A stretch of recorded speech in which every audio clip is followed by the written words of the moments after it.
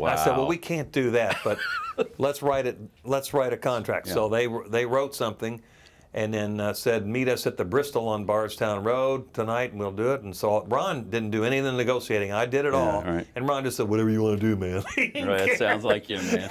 That so sounds like Ron. And so we go to the Bristol. We're sitting at the table with I brought a lawyer, of course. Right. And then the owners of QMF and the program director, and Ron and I are sitting there. In walks one of the owners of WLRS. Well, this is a problem. Oh, wow. All the gin joints in town. Boom. Right.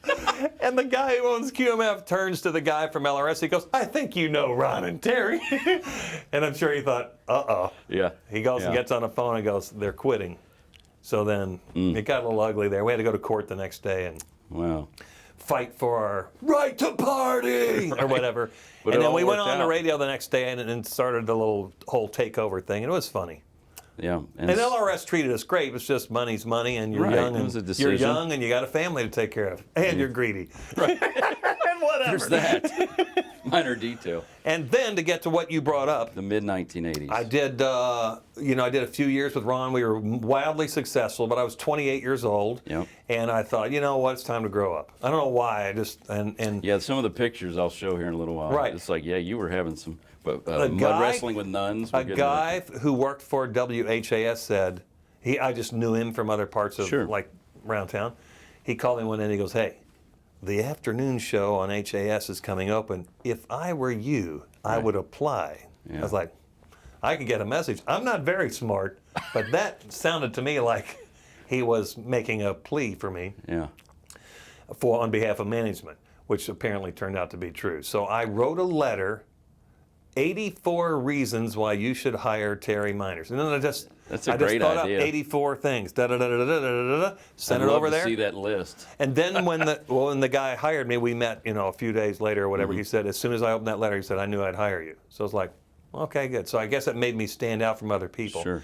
But I just wanted to do a certain type of radio that's just seemed more grown up, more interview style. I like the stuff I do now, interviews and being sort of mixed in the news, because comedy's great. Yeah. And it can still be a component in what I do, but it doesn't have to be centered on that the way it was in the morning shows. Well, obviously it was a stroke of genius, even though you don't give yourself much credit Ah. for IQ. But I mean, you did. I mean, it totally changed the But trajectory of your Ron career. taught me important things and helped Yes. me in certain ways. And then I've learned from other people in our business. Milton Metz.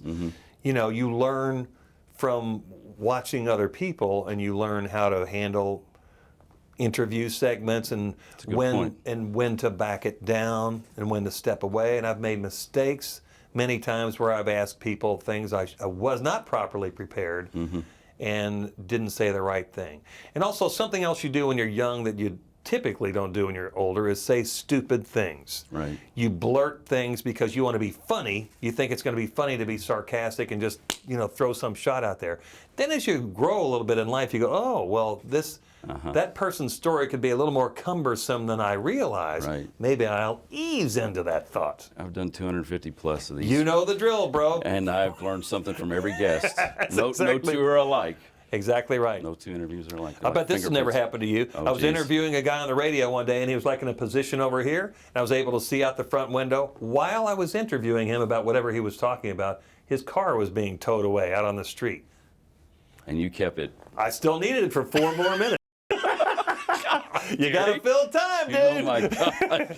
And we'll be back after these messages. No, After he we're goes still and interviewing. chases down Tony's tow truck. Yeah. Well, that was unfortunate, but I couldn't stop it. When I realized it was already moved.